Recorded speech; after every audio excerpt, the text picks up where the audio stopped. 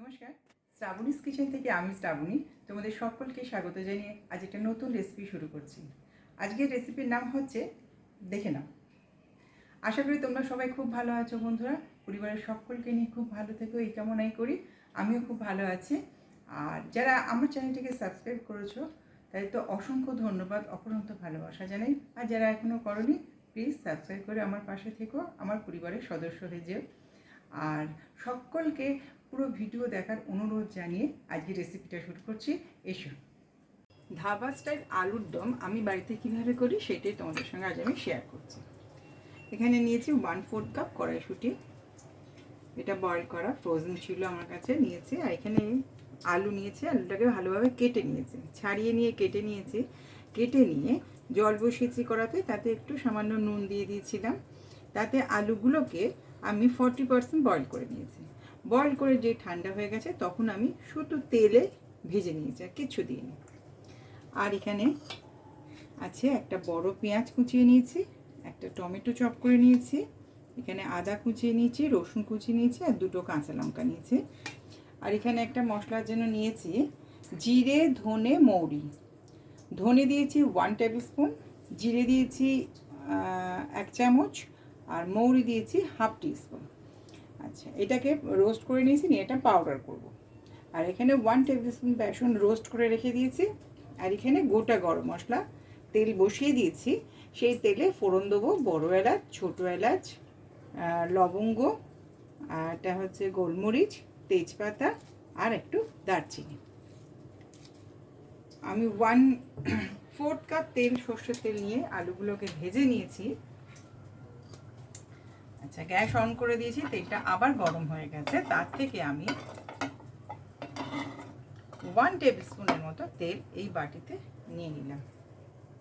এই বাটিটা এই জন্যই নিয়েছিলাম, 1 টেবিল স্পুন সর্ষের তেল। এটা বেশ ভালো গরম হয়ে গেছে সর্ষের তেলটা। এবার আমি ফোড়ন দিচ্ছি তেজপাতা, বড় এলাচ, ছোটো এলাচ, লং, দারচিনি, আর গোলমরিচ।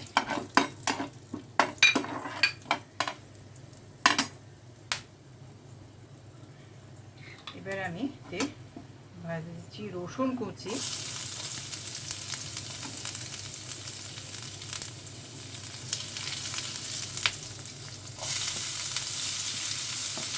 দিয়ে দিচ্ছি পেঁয়াজ কুচি,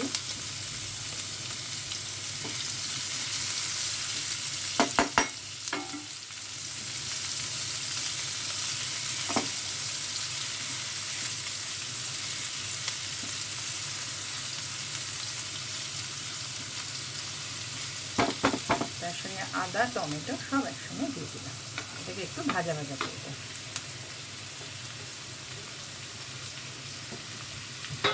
এর সঙ্গে আমি এখন একটু নুন দিয়ে দেবো।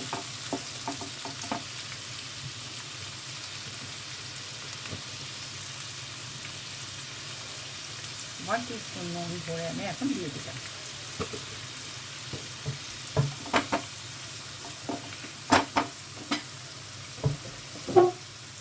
এবার এখন একটু চাপা দিয়ে দিই, এটা ভাজা হোক। ততক্ষণে আমি এই জিরে, ধনে, মৌরি এটা রোস্ট করে নিয়ে আসছি। তারপর কি করবো তোমাদের সামনে দেখা। এই তেলে এবার দেবো 1 চামচ, 2 টিস্পুন দই দিয়ে দিলাম। এটা একদম রুম টেম্পারেচারের দই তেলটার মধ্যে দিলাম। এতে দেবো হলুদ, আর দেবো এই যে রোস্টেড মশলাটা গুঁড়ো করে নিয়েছি সেটাকে দিয়ে দিচ্ছি।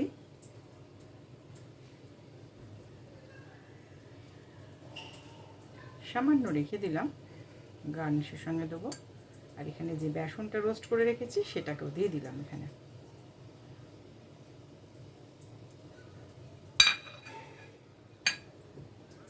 আর দেবো এখানে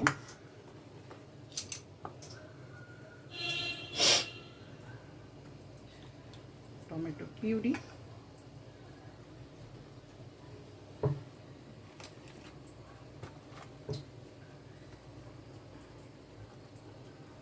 এখানে দেবো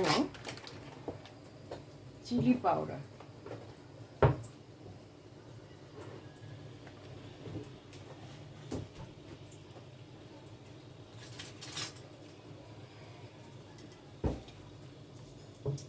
কাশ্মীরি রেড চিলি পাউডার দেবো হাফ টিস্পুন।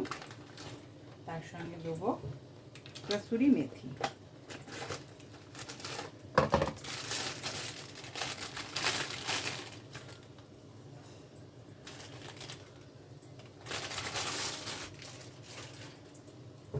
দিয়ে একটা পেস্ট করতে হবে।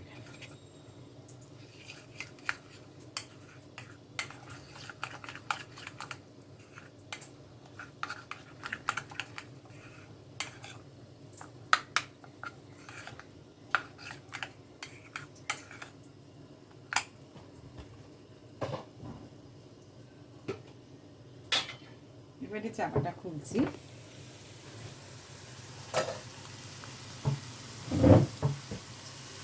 এবারে একটা কাঁচা লঙ্কা চপ করে দিচ্ছি।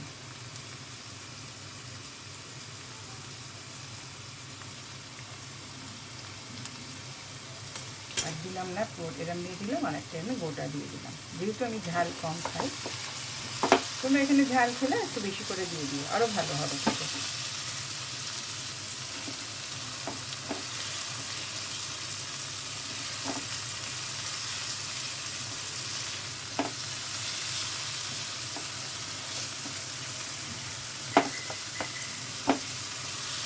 টমেটোগুলো খুব ভালো করে সেদ্ধ হয়ে গেছে।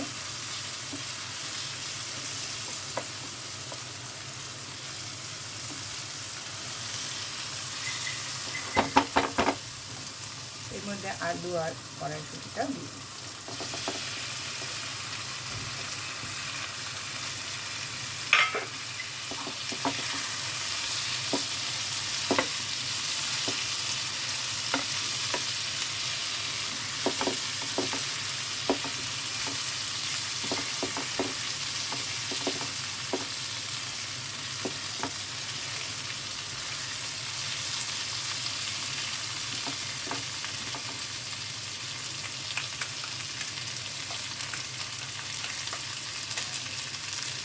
এখন গ্যাসটাকে একটু কমিয়ে দিচ্ছি, দিয়ে আমি এটা দইটাকে দিয়ে দেবো।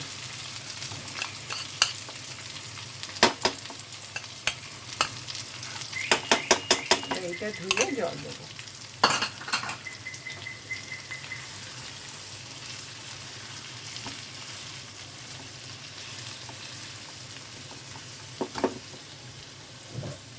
এবার একটু সামান্য চিনি দেবো।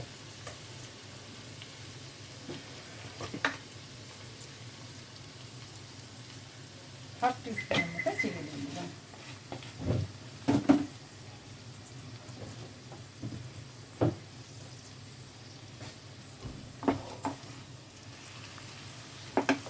দেখো দেখতে কত সুন্দর হয়েছে, কালারটা কি সুন্দর এসছে দেখো। আমি যেভাবে করলাম অবশ্যই একবার বাড়িতে করো, খুব ভালো লাগবে।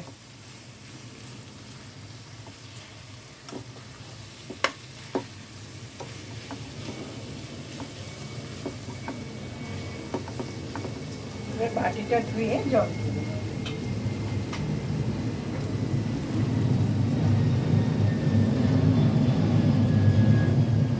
আলু মোটামুটি সেদ্ধ আছে, ভাজা আছে, তো বেশি জল লাগবে না।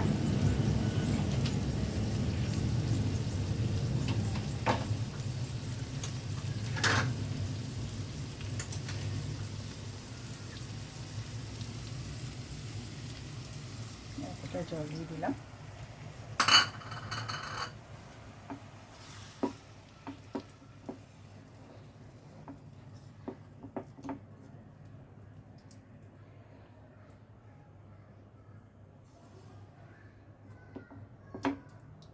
এটাকে চাপা দিয়ে দিচ্ছি। এটা একটু শুকনো শুকনো হবে, আলুটাও একটু ভালো সেদ্ধ হয়ে যাবে, তারপরে তোমাদের সার্ভ করে আমি দেখিয়ে দেবো। ধাবা স্টাইল আলুর দম আমার রেডি হয়ে গেছে, আমি সার্ভ করে দেখিয়ে দিলাম। এবার এখন আমি একটুখানি ওপর থেকে ধনে পাতা ছড়িয়ে দেবো।